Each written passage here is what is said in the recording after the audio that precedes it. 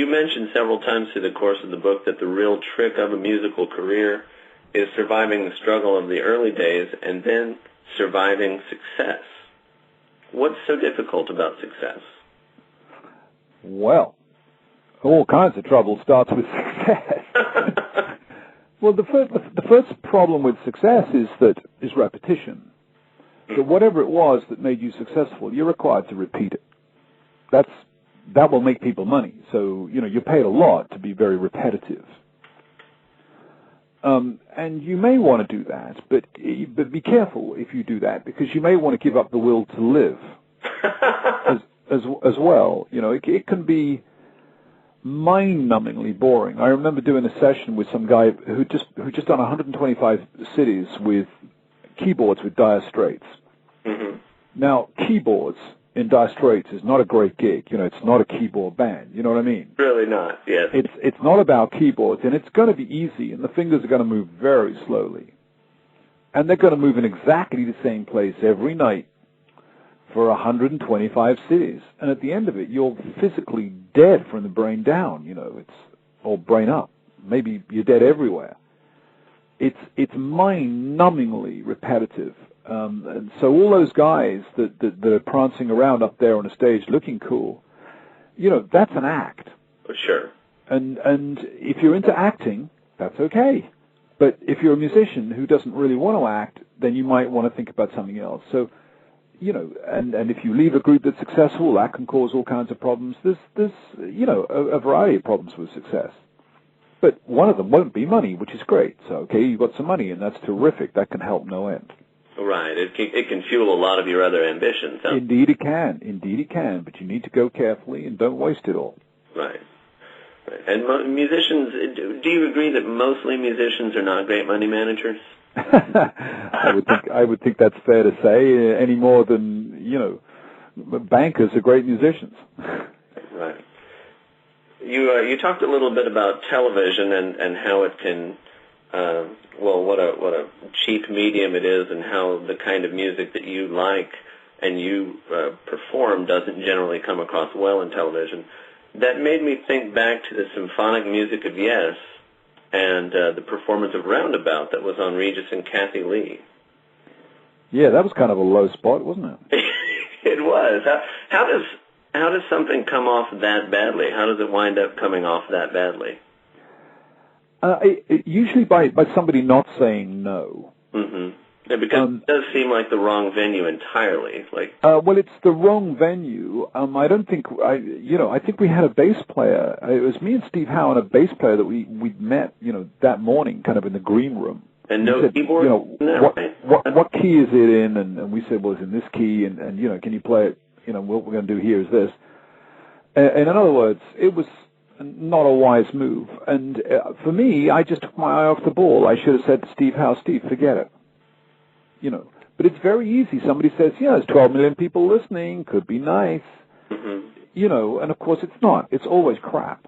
Yeah, you go in there and it does more harm than good. Absolutely, can do a whole lot more harm than good. So you want to... Whoever seen the band would watch that and think, oh, no, I don't think I want to own a copy of that. Absolutely so. So, you deal with mass media as a kind of double-edged sword. It can get you places, get you a long way if you're good, and you suit it, and what you do feeds the medium well, and it could also kill you if you persist in trying to fight it, because you'll never win. Right. I actually interviewed Steve Howe the day after that, because I got an interview with him in support of that project, and he was very rueful the next day as far as, oh, you saw that? Oh, well. Well, I blame him. He probably blames me. That's funny. There's a somewhat of a Spinal Tap moment in the book where you're at Madison Square Garden on the Union tour, and it's your big moment, and your electronic drums simply fail. Mm-hmm. That's what transpires backstage after a thing like that. I mean, when you come... Oh, me, I'm pretty easygoing. Once it's gone, it's gone. What to do. I mean, the guy who was looking after that equipment, Chris Ransom, otherwise known as Props, a wonderful guy. Mm-hmm. A lovely guy. He just took he just made a mistake. he had nothing to do, so he decided to, power down some computers, and they didn't come back up. Like, that's what happens on the road. Right. There's the early days of taking drum computers around, and trouble happens. I've forgotten all about it now, but only retrospectively did I realize that was probably the most humiliating moment of a career riddled with humiliating moments. Oh, mercy. Speaking of humiliating moments, the Union album itself is that's not great. Why don't we talk about something more, why don't we talk about something that was a success now? Okay. Now that we've talked about Regis and Kathie Lee and the Union album, let's talk about some blinding playing. Okay. What would you point to for somebody who wasn't familiar with you as some of your better works, if somebody was going to dip their toe into the Bill Bruford body of work? Right. Well, interesting. Very broadly, I've been around for 40 years. The first 20 years I was in rock groups called Yes, Genesis, and King Crimson. The second 20 years I was effectively a band leader and a jazz musician. So either, if you like old rock from way back in the 70s and 80s, go back to Yes, King Crimson, and Genesis. If you prefer more modern stuff, as I do, then you would probably want, I can recommend, in fact, the Summerfold collection or the Winterfold collection. Now, Summerfold and Winterfold are two small record companies that I run. And these two collections have tracks from across all the CDs I've made, the best tracks from across the best CDs. Right. So you would probably want to go there because you get, first of all, good value for money and then a big, broad range of music, and you can then go back into that particular CD from which the compilation was taken. So if you wanted to do that, you would go to billbruford.com, you'd go to the shop, and you'd buy Summerfold collection or Winterfold collection. Excellent.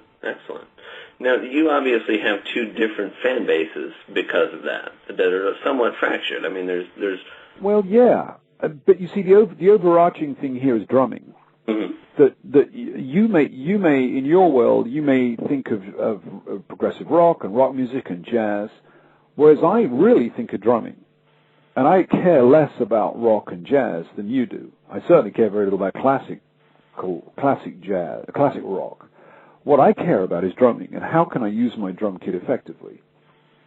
And when I was in rock, I wanted to use it effectively there, and then as rock became a tighter and less generous place, it became impossible to do anything on a drum set, so you moved to jazz, which is traditionally a much more generous place when it comes to imaginative playing.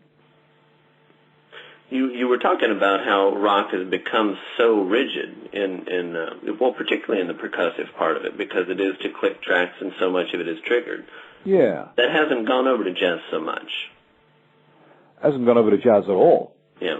Why do you think that is? Is it because of the difference in the marketing of it, that nobody can make a small fortune by electronically piecing records together? Absolutely so. Jazz has a very small market. Now, of course, you might say, well, isn't that a pity? And I might say, yes, it's a pity, but on the other hand, it affords you freedom. And freedom means you can play what you want to the knowledgeable customer who tends to come to a jazz club. You're not in the world of mass entertainment any longer. And I like that. I'm just as happy playing jazz to 200 people as I am to playing rock to 20,000 people, and I've done both. Right. And they're different experiences, both great in their own way. But I would rather speak the way I speak, the way I want to speak in a jazz club, than have to slow things up and be repetitive and be a rock guy in a rock stadium. Right. So moving to jazz full time is an entirely voluntary kind of. Most guys try to go the other way. They want to go from jazz to be a successful rock star. That's called selling out. Oh, okay. But I seem to have made a career going the other way, from a very successful rock guy down, if you like, to Birdland, or to Yoshi's in San Francisco, or to Ronnie Scott's in London, right. Where I would rather perform there. Excellent.